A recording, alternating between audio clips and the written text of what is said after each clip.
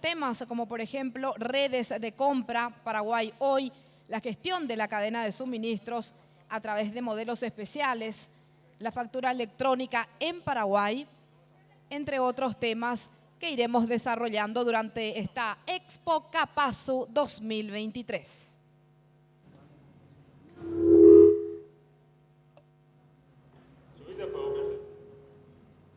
Gracias. Hola, ministra. Tenemos que verlo con el programa. 26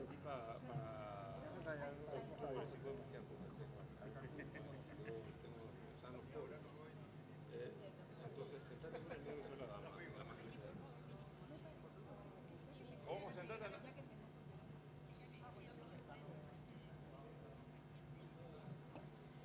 Panel con autoridades nacionales, reitero, reformas institucionales a ser implementadas. Ya nos acompaña el moderador, el señor Carlos Mateo Balmelli. Vamos a esperar un poco que venga el resto. Perdón, ¿vos estás en reemplazo de? Para este primer panel, el viceministro de Economía y Finanzas, el señor Javier Charotti, el director de la Dirección General de Recaudaciones, el señor Óscar Orué, la señora Mónica Recalde, ministra de Trabajo, Empleo y Seguridad Social, el viceministro de Comercio, el señor Óscar Stark.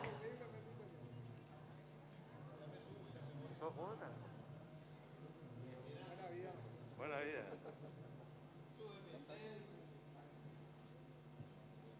A mí pues ya me pasa, a mí sabe que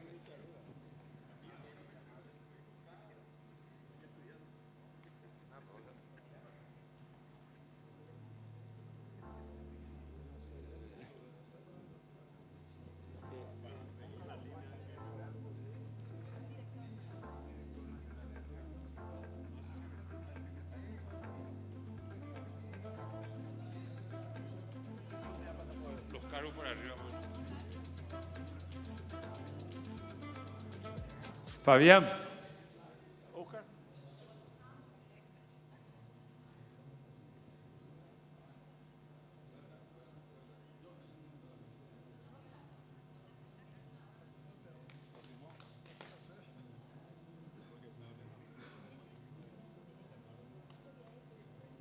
Que venga Fabián. ¿Quién? Empezamos, ministro.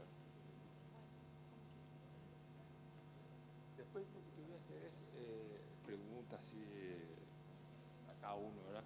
Si es que hemos preguntado, yo las pregunto.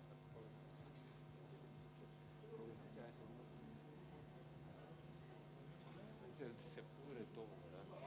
Así sucede. Entonces, preguntas concretas que...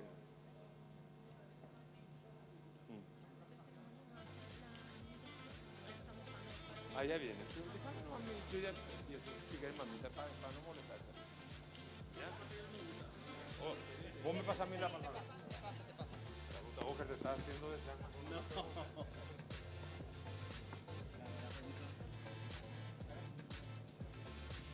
Muy bien, de esta manera empezamos con este panel con autoridades nacionales, reformas institucionales a ser implementadas. Nuestro moderador, el señor Carlos Mateo Balmelli. Buenas tardes. Bueno, muy buenas tardes a todos. Muchas gracias a la Capasu por darme la oportunidad de poder dirigir este debate.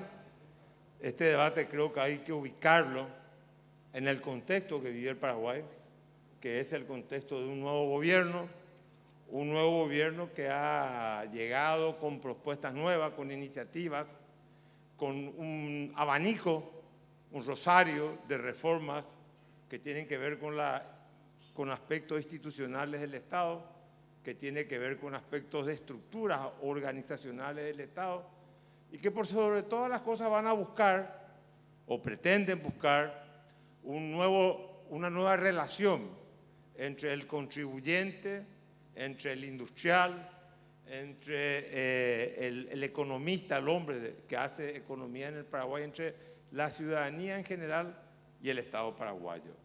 Así que vamos a escucharle a los ministros del área y luego de eso habrá preguntas y respuestas por parte de ellos. En primer lugar, le damos la bienvenida a la ministra de Trabajo y Empleo y Seguridad Social, la doctora Mónica Recalde, que nos va a hablar del ámbito laboral, algo íntimamente relacionado con el sector supermercadista, teniendo en cuenta que el supermercadismo directamente da empleo a 25.000 personas.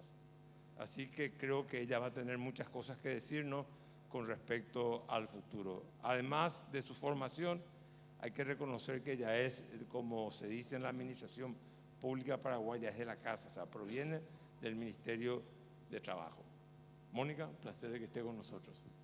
Muy buenas tardes, Carlos, señores viceministros, director general, al presidente de la CAPASU, felicitaciones por el evento y a todo el consejo directivo por esta invitación y por este evento tan importante, ¿verdad? Que lo que refleja es también la unidad del sector y también las proyecciones que se tienen con respecto a los principales desafíos que tiene el sector supermercadista. Y así como mencionaste, Carlos, realmente nosotros como Ministerio de Trabajo tenemos varias propuestas que queremos llevar adelante, varias políticas públicas que queremos implementar, no solamente desde el punto de vista del empleo, sino también desde el punto de vista de la modernización de las normas de trabajo, que es algo que requiere realmente de una discusión, de un diálogo social abierto, para poder tener justamente esas posibilidades que necesita el mercado para poder mejorar, expandirse y tener una mayor productividad. En ese sentido, nosotros como ministerio tenemos 4 líneas claves que vamos a ir desarrollando en todo este periodo de gobierno, que tiene que ver primero con el mejoramiento de la empleabilidad. Y para eso vamos a necesitar mayor cualificación de mano de obra.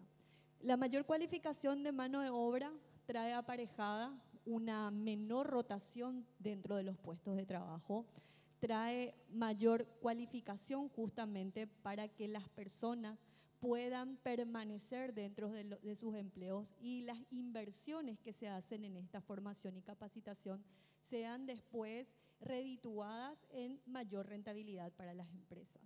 Esto evidentemente genera también un valor agregado que es la empleabilidad. Lo que para el mercado de trabajo es importante que las personas a través de esta cualificación laboral que se da en el ámbito de la formación y la capacitación es permitirle la movilidad y tener una mayor dinámica. Y esto produce evidentemente una mayor productividad que se derrama en la formalización. Siempre nos preguntamos, ¿verdad?, cuáles son aquellos mecanismos que el mercado tiene que solucionar a través de la institucionalidad de todo lo que está regulado para poder tener esa dinámica dentro del mercado de trabajo. Y estos son componentes principales, ¿verdad?, que vamos seguramente a dialogar, vamos a abrir un espacio de discusión con todos los sectores, tanto empresariales como también el ámbito de los trabajadores que tienen voz, ¿verdad?, y que es muy relevante para poder tener justamente las normas bien claras de juego y para que posteriormente haya un desarrollo económico más productivo, ¿verdad? Entonces seguramente ya estuvimos conversando con el MIC, también con Economía, de cuáles son esos próximos desafíos que tienen que ver con el mercado laboral, pero también tenemos apuestas importantes en temas de formalización, de seguridad social y también todo lo que tiene que ver con los jóvenes y su capacitación, que como mencionaste anteriormente, el sector de supermercado es uno de los que más emplea a la mano de obra joven y que le da la oportunidad justamente para poder tener ese ingreso al mercado de trabajo. Y ahí tenemos realmente muchos desafíos que creo que son importantes también y que vamos a ir estando definiendo en lo largo de lo que va a ser nuestro primer periodo para poder determinar esas políticas públicas. Le cedo la palabra entonces ahora al director general de recaudaciones, Óscar Orué. Ustedes saben que ya fue aprobada la ley, se creó el Ministerio de Economía y una Dirección General de Recaudaciones que supone, digamos, una suerte de armonización entre los ingresos tributarios. Y a cargo de eso está Óscar Orué, que quien fuera en el periodo anterior secretario de Tributación. Así que alguna experiencia tiene al respecto. Muchas gracias, Carlos. Muy buenas tardes para todos. Señora ministra Mónica Recalde, señor viceministro Javier Charotti, señor viceministro Óscar Estar, a todas las autoridades, los gremios, a Joaquín, muchas gracias por la invitación y desearte no solamente éxito, sino que se observa realmente un gran impacto de la Expo Capasu. Realmente el sector está creciendo cada vez más. Eso nos pone muy contentos porque no solamente lo que buscamos es la formalización, sino también buscamos el crecimiento a través de esa formalización.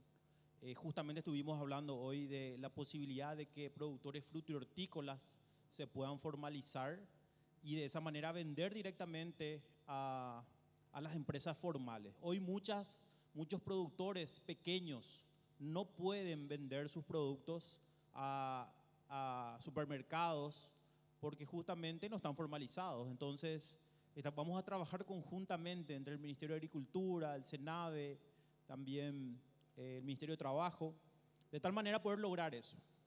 Pero volviendo a lo que Carlos decía, esta nueva Dirección Nacional de Ingresos Tributarios es una unión o una fusión entre la Subsecretaría de Estado de Tributación y la Dirección Nacional de Aduanas.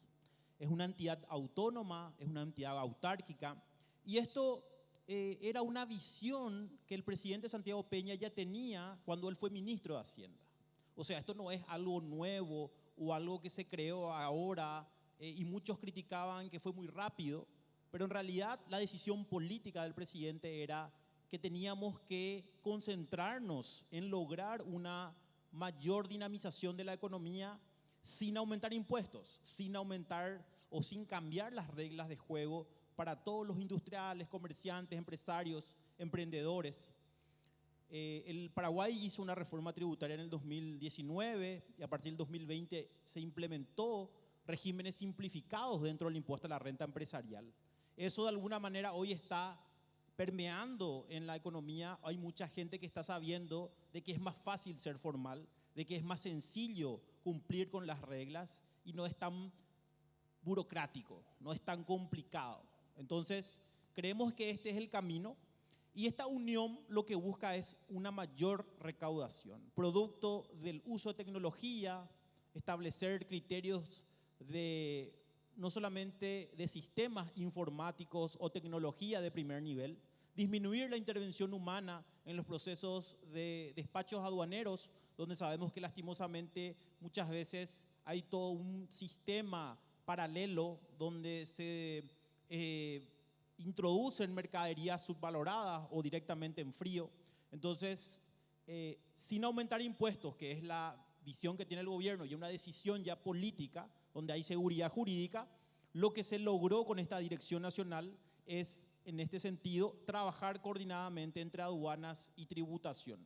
De hecho, está establecido, hay 3 gerencias, una gerencia ejecutiva que está a cargo de Braulio Ferreira, la gerencia de impuestos internos a cargo de Ebro Tazú y la gerencia de aduanas que está a cargo del licenciado Juan Olmedo. Todos funcionarios de la anterior Subsecretaría de Tributación y el director de gabinete, que es un ex viceministro, que es Fabián Domínguez, que también me está acompañando en compañía justamente del gerente de ingresos. Y con esto quiero terminar, decirles de que esta dirección nacional lo que busca es mejorar la trazabilidad de los productos, esa comercialización en el mercado interno o eventualmente la reexportación del producto y lograr una mayor formalización a través de la facturación electrónica que va a cambiar la vida de los contribuyentes y de los ciudadanos en general. Creemos de que con el otorgamiento de facturación electrónica gratuita a más de 60.000 contribuyentes, prestadores de servicio o pequeños contribuyentes, vamos a ir dinamizando la formalización y va a ser más sencillo. Ya no vamos a olvidar de que se puede romper, de que se puede borrar, de que eventualmente perdí la factura y eso no pueda descontar. Entonces, son esquemas que estamos implementando y creemos que va a dar resultado. De hecho, ahora en agosto cerramos de forma positiva casi 10% más de la recaudación entre aduanas y tributación, ya en esta nueva Dirección Nacional de Ingresos Tributarios. Eso es lo que quería comentar, Carlos. Oscar está en representación del ministro de Industria y Trabajo, pero también es un hombre de una larga trayectoria en el sector público, así que...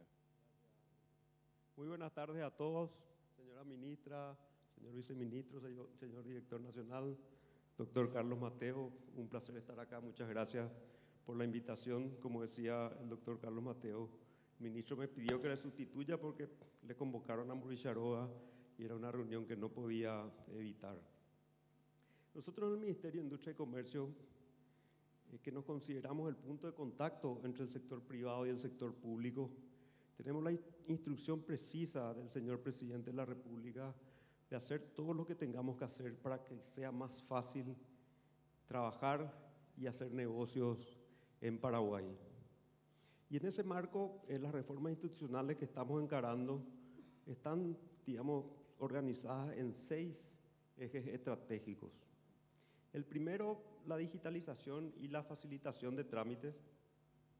Como decía recién el director nacional, la digitalización permite la trazabilidad de todos los procesos administrativos, permite una menor intervención de funcionarios públicos y permite poder controlar si nos está yendo bien o mal en los trámites que tiene el sector privado con el sector público. Y una de las iniciativas principales en este aspecto es crear el registro único del MIC.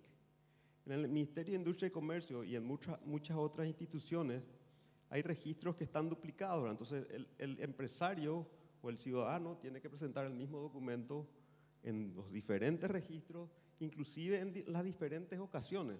Eso genera un problema para el empresario, costo de tiempo, necesidad de contratar gente para que le haga seguimiento a sus trámites. Entonces la idea es que una vez que un documento esté en el Ministerio de Industria y Comercio, le sirva para cualquier trámite y eso esté dentro de un registro único.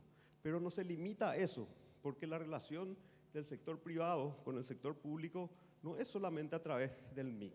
De hecho, muchos de los problemas están fuera del MIC, o sea, relacionarse con el INTN, con INAN, con el MADES.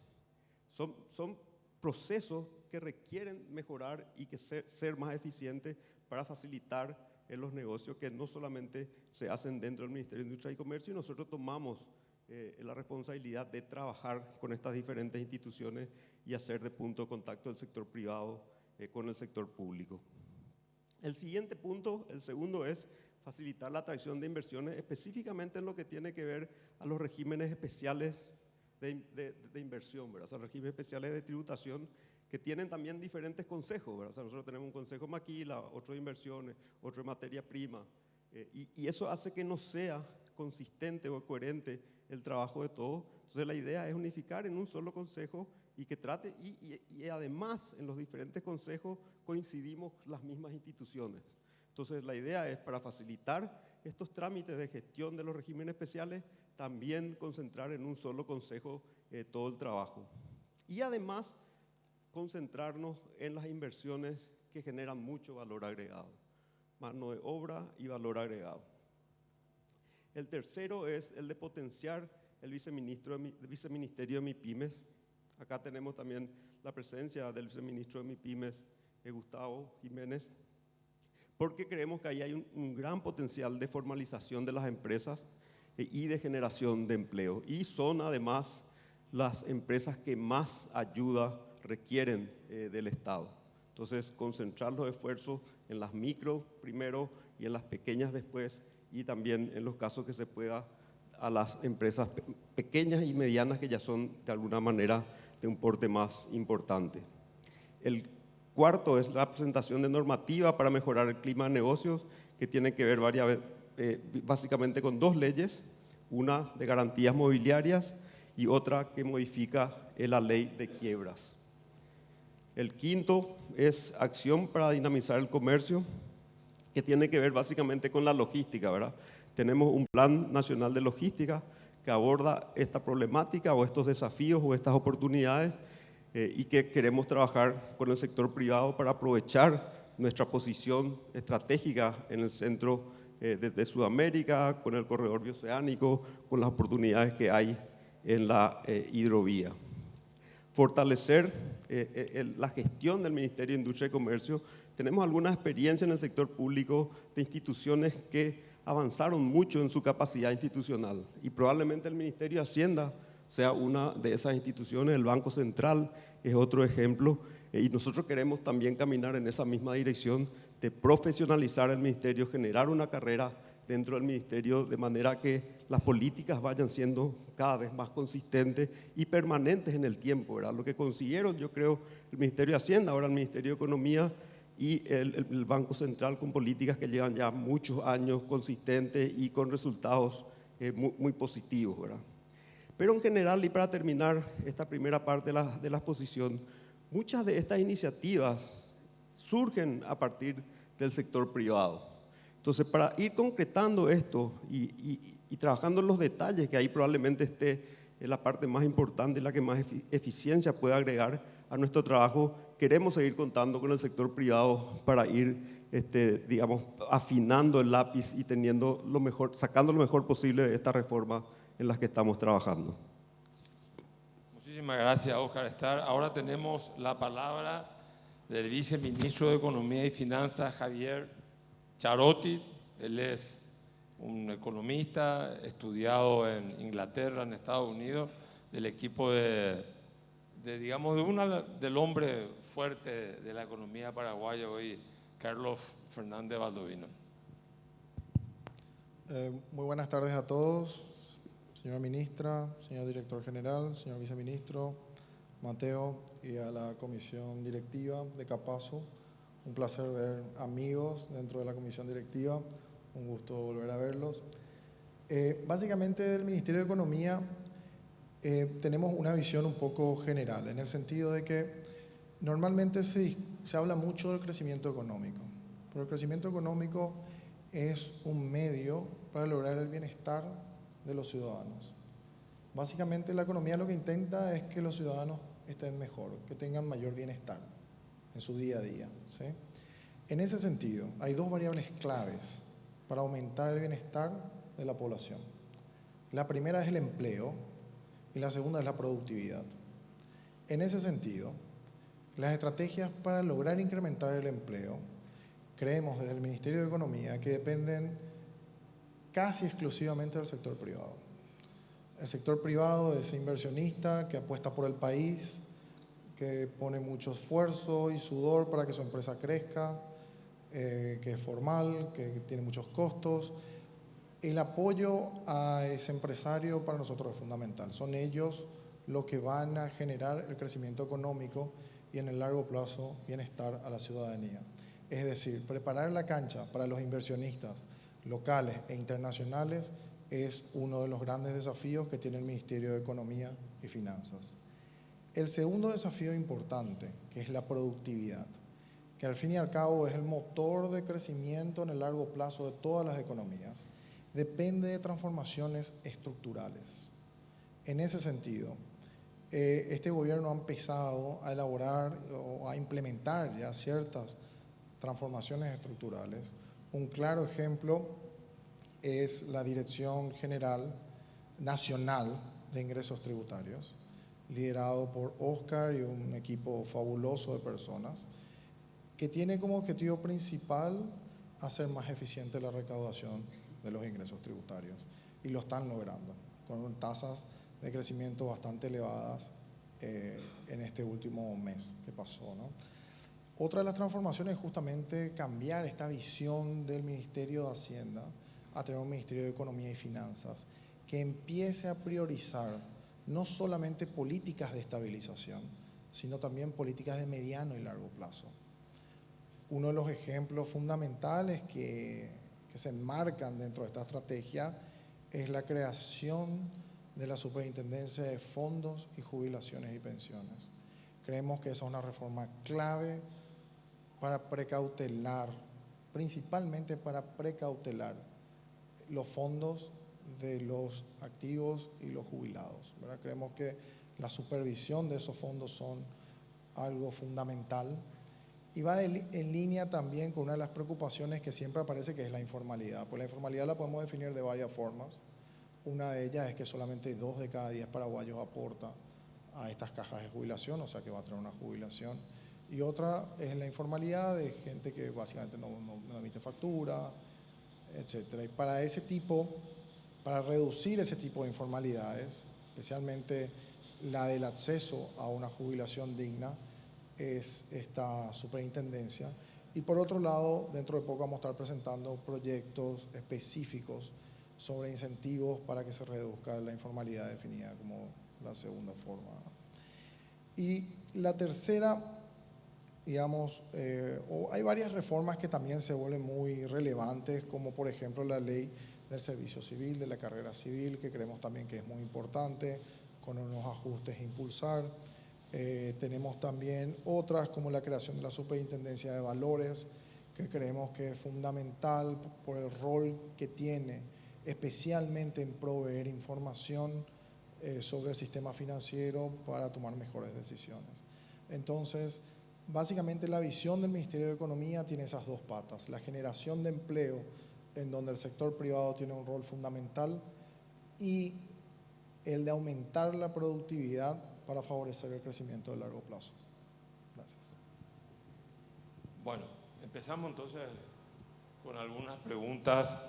Vamos a respetar el orden. Entonces, la primera pregunta que le quiero hacer a la ministra del Trabajo. Ministra, ¿qué perspectiva, cuál es la opinión del Ministerio con respecto a la flexibilización en algunos aspectos del Código Laboral, en el sentido de que los números demuestran que cuando un empleado va a llegar a los 10 años de antigüedad, generalmente es separado? Algunos sostienen que es mucho mejor la flexibilización que lograr, digamos, una indemnización antes de los 10 años, que significa que la gente sea removida del puesto del trabajo. ¿Hay alguna idea con respecto a eso o a otra modificación del Código Laboral? Bueno, el tema de la flexibilización laboral no es nuevo, Carlos. Vos sabés que se implementó bastante esto en la época de los 90 y especialmente en los países de la región, cuando se introdujo el nuevo modelo neoliberal, que justamente lo que hacía era facilitar al entramado empresarial normas laborales para poder tener mayor movilidad del trabajador. ¿Esto qué significa? Que podemos tener diferentes tipos de flexibilidades. Una de esas, por ejemplo, fue la ley de empleo parcial, que trabajamos conjuntamente con la CAPASU, que permitió la cotización al IPS por hora, contratar a las personas por hora, y eso hace también que sea bastante atractivos los tipos de contratos de trabajo. El tema de la estabilidad laboral es una cuestión ya de muchísimos años. Viene ya desde el año 1961 con el Código Laboral Viejo, que luego se volvió a ratificar en el año 96, y sí ha estado en discusión esta problemática que tenemos en relación a los cortes de las trayectorias laborales. ¿Por qué entró en discusión realmente? Porque interrumpe la posibilidad de continuar los aportes jubilatorios.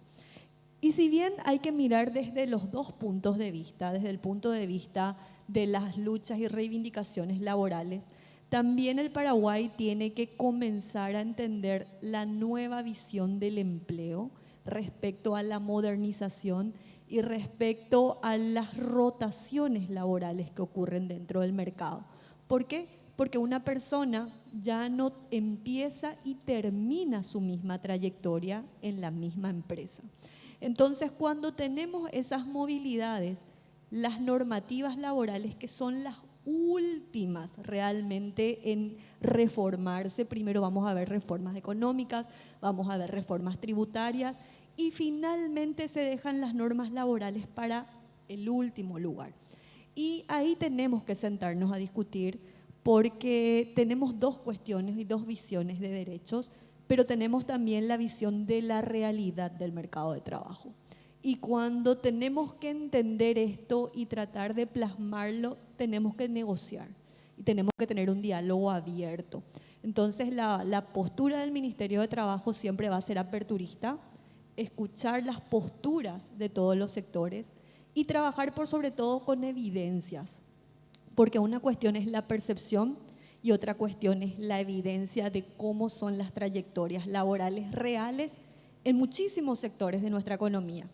Y dialogar, plantear, escuchar las propuestas y luego tomar una decisión, pero no irnos antes al Parlamento, porque eso muchas veces interrumpe las negociaciones que se podrían dar desde el Ejecutivo, y ahí es realmente el espectro y el lugar donde se tienen que discutir este tipo de políticas, o si no se desvirtúa posteriormente.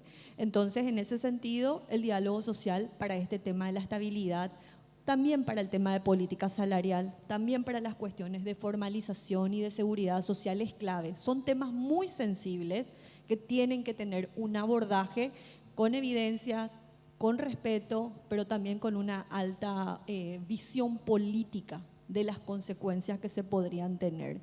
Pero el Ministerio de Trabajo, por supuesto, va a ser un actor clave y vamos a establecer esos espacios para estas discusiones. Bueno, interesante lo que dijo la ministra. Las reformas laborales son una segunda agenda después de las reformas económicas y de la reforma institucional del Estado. La primera vez que escucho esto. Oscar,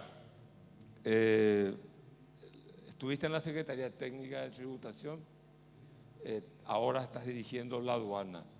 Mucha gente tiene miedo de que los vicios de la aduana, todo el mundo reconoce tu labor en la Secretaría de Tributación, y mucha gente sabe, porque es de post populi, de público conocimiento, que la aduana es una institución mucho más vulnerable a las apetencias económicas de los funcionarios, a un esquema político vinculado también al negocio del contrabando. Y la pregunta que te quiero hacer, ¿no tenés miedo de que la aduana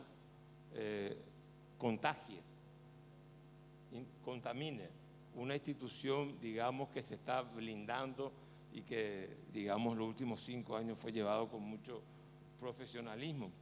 ¿No te asusta? ¿O lo tecnológico puede resolver toda la deficiencia humana? Muy buena pregunta, Carlos. Creo que muchos se hacen la misma pregunta y creo que es algo que tenemos que discutirlo como sociedad. En primer lugar, hay una decisión política.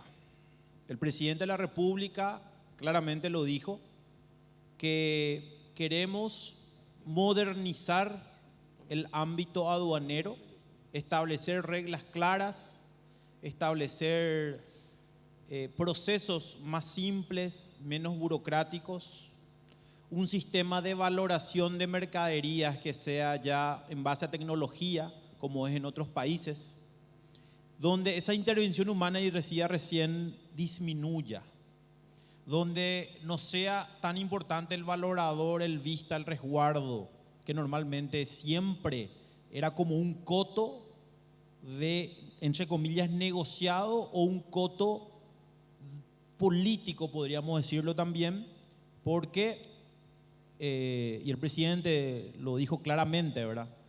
Se espera en la decisión, cuando hay un cambio de gobierno, ocupar esos espacios por un rédito político. Y el presidente fue claro y contundente respecto a esto. El único cupo es para el presidente de la República para hacer bien las cosas. Y no tenemos miedo y no tenemos ninguna preocupación, porque tenemos la convicción y tenemos la seguridad de que vamos a hacer los cambios necesarios, Carlos. Tengo el apoyo 100% del presidente de la República y del ministro de Economía para poder lograr esto. No va a ser fácil, no va a ser sencillo. De hecho, ya tuve, no digo inconvenientes, pero sí una especie de presión, pero por suerte el presidente fue claro con todos los que esperan que esto sea uno de lo mismo o algo de lo mismo. Y siempre decía que no podemos esperar resultados diferentes haciendo siempre lo mismo.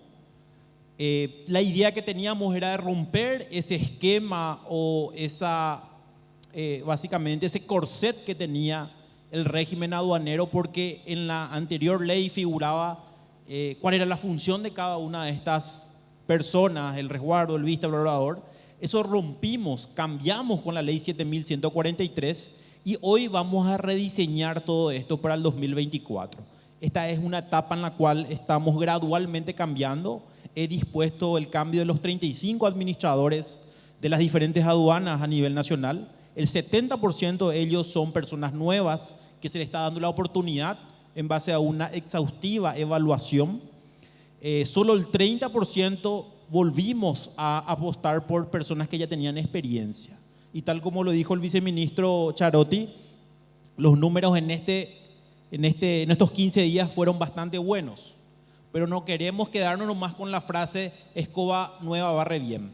Queremos mantener, continuar, porque hay un doble desafío: mejorar la recaudación producto de esto, Carlos. Correcto. Oscar Stark, le estoy viendo acá al presidente de la Unión Industrial Paraguaya, Enrique Duarte. Él te podría hacer esta pregunta. ¿La industria paraguaya crece a pesar del contrabando? Ayer me decía otro industrial muy destacado paraguayo en mi programa televisivo, Oscar Vicente Carbone, ¿qué país más abierto existe en América que Paraguay?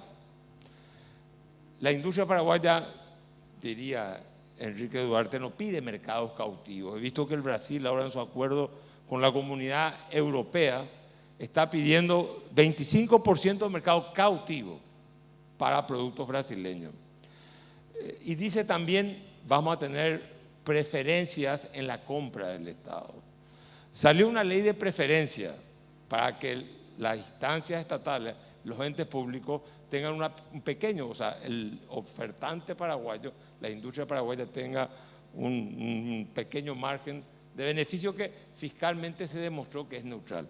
La pregunta es, ¿cuál es la filosofía del nuevo gobierno con respecto, no te digo a un mercado cautivo, pero sí, por ejemplo, algo que causó mucha polémica el periodo anterior que fue aprobado, que es el margen de preferencia cuando se ofrece al Estado paraguayo bienes de la industria paraguaya?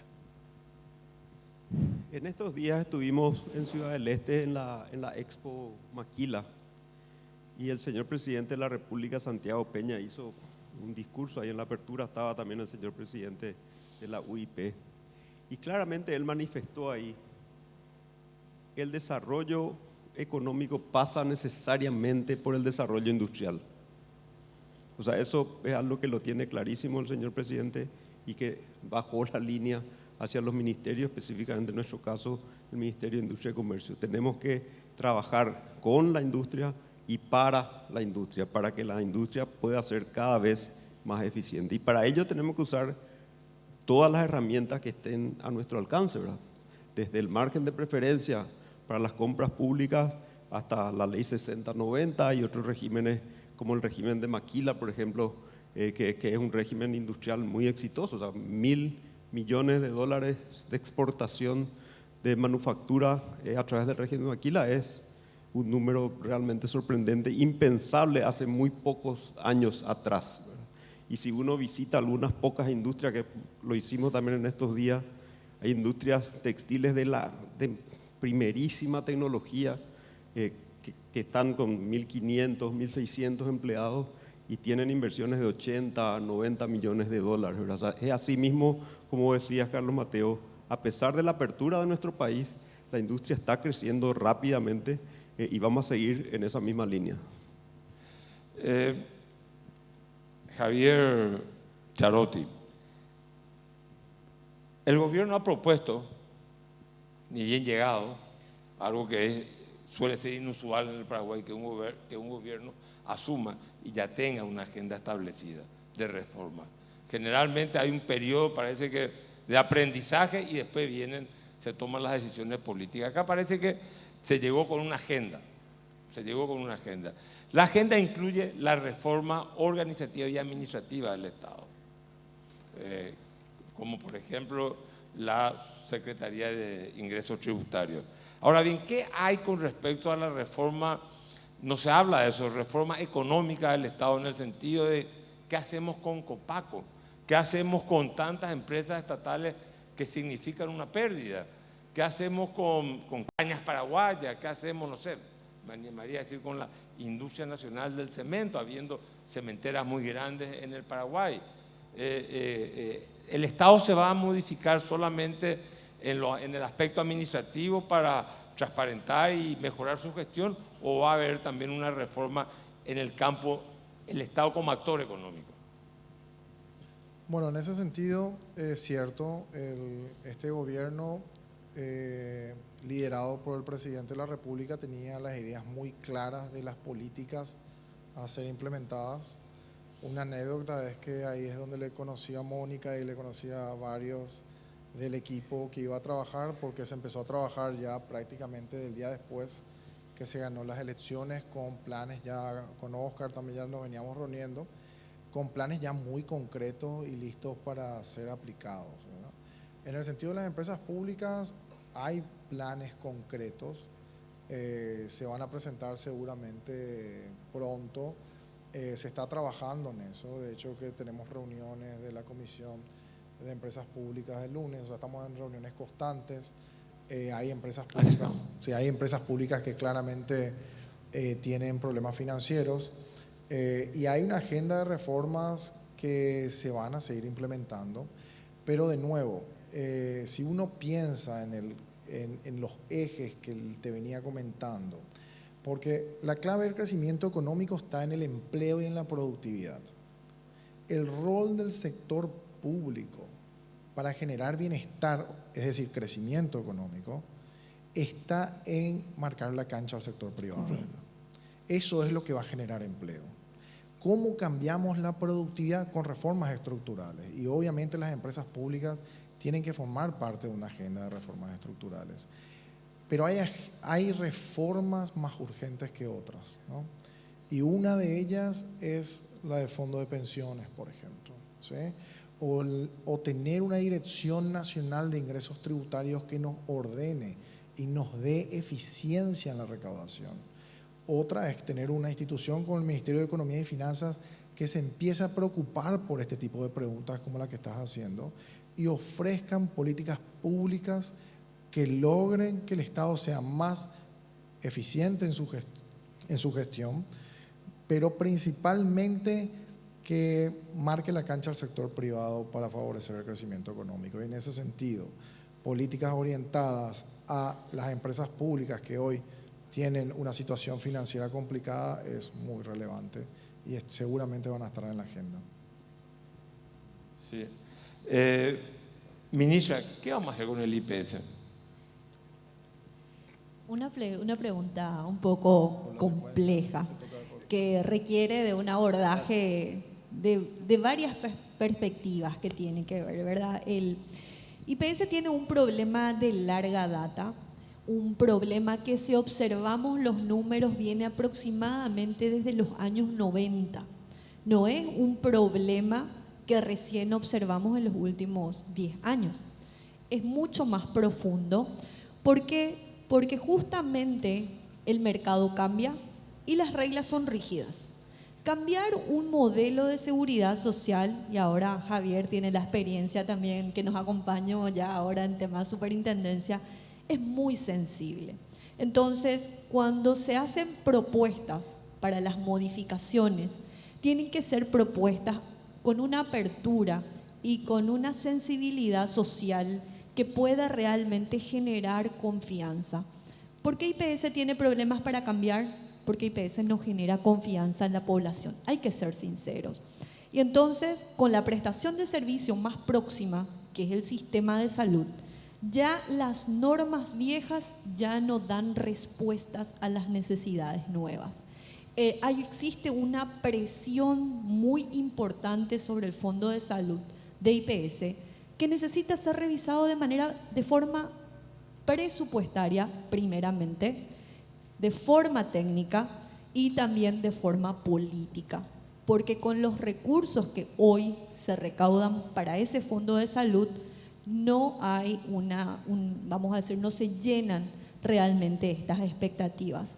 Trabajar por un lado en temas de fondo de salud, analizar la estructura presupuestaria, que es lo que pretendemos hacer con la superintendencia, ¿verdad?, para el fondo de pensiones. Hoy la superintendencia de salud no está funcionando y hay que ser sinceros porque debería de revisar todo lo que nosotros contemplamos para el fondo de pensiones, que tiene que ver un tema de gestión de riesgos, un tema de manejo contable, de manejo presupuestario, de perfiles profesionales, de los parámetros que se tienen que realmente cumplir con la ley.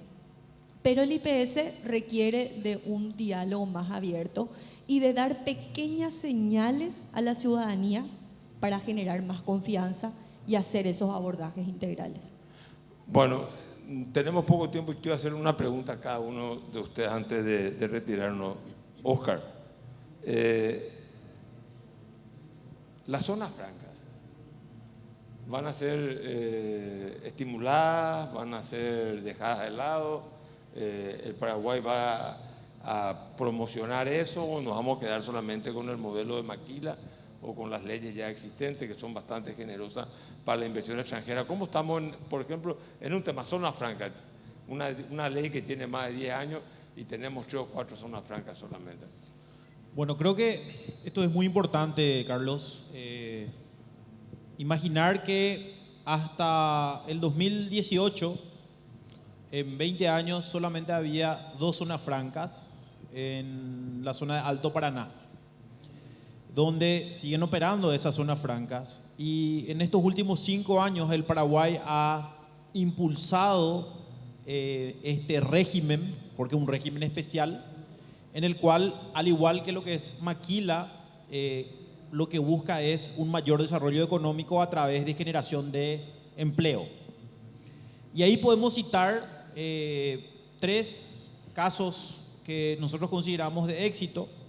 La zona franca Omega Green, que es una industria que invirtió o está invirtiendo $1.000 millones aquí en Paraguay, en la zona de Villeta, donde van a producir biocombustible y ya tiene contrato por 20 años de exportación a diferentes países. Ahí va a generar más o menos entre 400 a 500 personas, van a generar puestos de trabajo. Ya en poco tiempo más se va a empezar la construcción de esa industria. Y eso me tocó justamente comandar la Comisión Nacional de Zona Franca como presidente, porque integramos diferentes instituciones, MIC, Hacienda y hoy ya Economía, en este caso Obras Públicas y 2 personas del sector privado. Después tenemos Paracel, donde hay una inversión de más de $3.000 millones de dólares en la zona de Concepción. Y por último, la primera zona franca de servicios, que ya está aprobado y que en poco tiempo más va a desarrollarse. Estamos hablando de aproximadamente $20 millones de dólares de inversión en la zona de Chacoí, que es Terminal Occidental Sociedad Anónima. Estas 3 zonas francas, de alguna manera, están teniendo una proyección importante a nivel nacional y creemos de que vamos a seguir apostando a los regímenes, tanto de Maquila como de zona franca, porque son regímenes que lo que buscamos es mayor inversión extranjera, que vengan y que sientan de que no solamente hay una ley 6090, que es ley de inversión o Maquila, sino que también hay una zona franca y de hecho le estamos dando ese potencialismo que queremos. De hecho, ya está en trámite una modificación del decreto donde se ingresa la Dirección Nacional de Ingresos Tributarios a esa Comisión Nacional de Zona Franca. Entonces, vamos a ir apostando a eso, Carlos, porque hay una decisión clara de no aumentar impuestos, no aumentar, crear nuevos impuestos, ni tampoco una decisión clara de cambiar las reglas de juego en estos 5 años. O sea, en el dilema recaudación impositiva tributaria versus creación de empleo, la apuesta por la creación de empleo. Nosotros tenemos una visión y creo que eso es lo que nos llevó a continuar en este gobierno, Carlos. La mirada fiscalista que normalmente tenía la Subsecretaría de Tributación bajo mi gestión, tuvimos una mirada económica, en el cual no le golpeamos a aquel que está cumpliendo con su obligación, le golpeamos al evasor, al que no está formalizado y en este sentido también ahora al contrabando. Pero nosotros tenemos esa mirada económica porque nos sentimos parte de esa empresa. Nosotros somos accionistas, 10% es del Estado. Entonces tenemos que ponernos en el zapato de los emprendedores, los empresarios, de los supermercadistas, del emprendedor, para poder darles las herramientas y que puedan desarrollarse. O si no, aquí todos juntos tenemos que construir el Paraguay que queremos. Entonces esa mirada económica es la que vamos a seguir implementando y una decisión política clara del presidente Peña de no aumentar impuestos ni crear nuevos impuestos. Muy bien. Oscar Stark, el contrabando es un flagelo. El contrabando genera una sociedad dual en el Paraguay. El contrabando es la principal causa de evasión tributaria en el Paraguay. Algo no está funcionando en este contexto institucional. Obviamente falta de voluntad política en muchos casos, pero además de eso, haría falta algo en la ingeniería institucional, como por ejemplo una ley anticontrabando, una ley que especifique el delito y que combata y que cree una unidad que combata el contrabando, o no hace falta. Lo primero y lo más importante, la voluntad política, ¿verdad? El tema del contrabando es la madre de todas las batallas, ¿verdad? Como decir, es el origen de mucha de la informalidad que hay en el país. Y por las condiciones económicas de nuestros vecinos, sobre todo muy volátiles, eso hace que nosotros seamos víctimas, digamos, de ese tipo de cambio variable en el caso de Argentina, o de políticas de subsidios también en el caso de Argentina, y de otro tipo de políticas, ¿verdad? Creo que en términos de voluntad política, una de las primeras iniciativas del señor director nacional de aduana fue reunir a todas las instituciones que están relacionadas al contrabando. O sea, el contrabando es de alguna manera responsabilidad, el combate al contrabando es responsabilidad de todos, bajo el liderazgo de la Dirección Nacional de Ingreso Tributario. Y yo creo que esa es una señal muy importante, ¿verdad? Es una señal muy importante también el cambio de todos los administradores de aduana. O sea, hay una tarea que hacer, hay un trabajo que hacer. Según varias reuniones que tuvimos recientemente con todos los gremios, gran parte del contrabando pasa por los puentes y por los puestos aduaneros. Entonces, esta voluntad política claramente demostrada con la iniciativa del señor director nacional de aduana y el compromiso de todas las instituciones relacionadas, desde el Ministerio del Interior. En esa reunión estuvo el ministro del Interior, estuvo el ministro de Industria y Comercio, estuvo el comandante de policía, o sea, CENAVE, SENACSA, todas las instituciones que están relacionadas, que solamente trabajando juntos vamos a poder conseguir resultados. Yo realmente estoy muy esperanzado, tengo muchos años en la función pública, el tema del contrabando, un tema recurrente, y que cada vez que hay problemas con el tipo de cambio nos afecta más, siempre nos afecta, pero cuando hay problemas con el tipo de cambio nos afecta más. Entonces yo creo que es principalmente una cuestión de voluntad política, creo que eso está clarísimo. No hace falta una ley específica. Hay que hacer todos los análisis, si hace falta alguna ley. Creo que está también la predisposición, hay iniciativas del sector privado en ese sentido, y justamente en estos días vamos a escuchar de esas iniciativas para ver si realmente aportan al combate al contrabando. Javier Charotti, hablaste obviamente del ente regulador de todas las cajas fiscales, no solamente fiscales, sino de las cajas, digamos, jubilatorias. Dos preguntas te quiero hacer. ¿Cómo se va a resolver el problema de la caja fiscal? Porque vos hablaste que se creó la instancia dependiente del Banco Central. ¿Y cómo se va a hacer? ¿Qué se va a hacer con la caja fiscal? Que cada vez es, digamos, nosotros los contribuyentes que no nos jubilamos pagamos más la caja fiscal. Y en segundo lugar, otra pregunta. ¿No tenés miedo, vos que venís de una ortodoxia económica de tu estudio, que un ministro de Economía, un ministerio de Economía tan poderoso escamotee la autonomía y la independencia del Banco Central?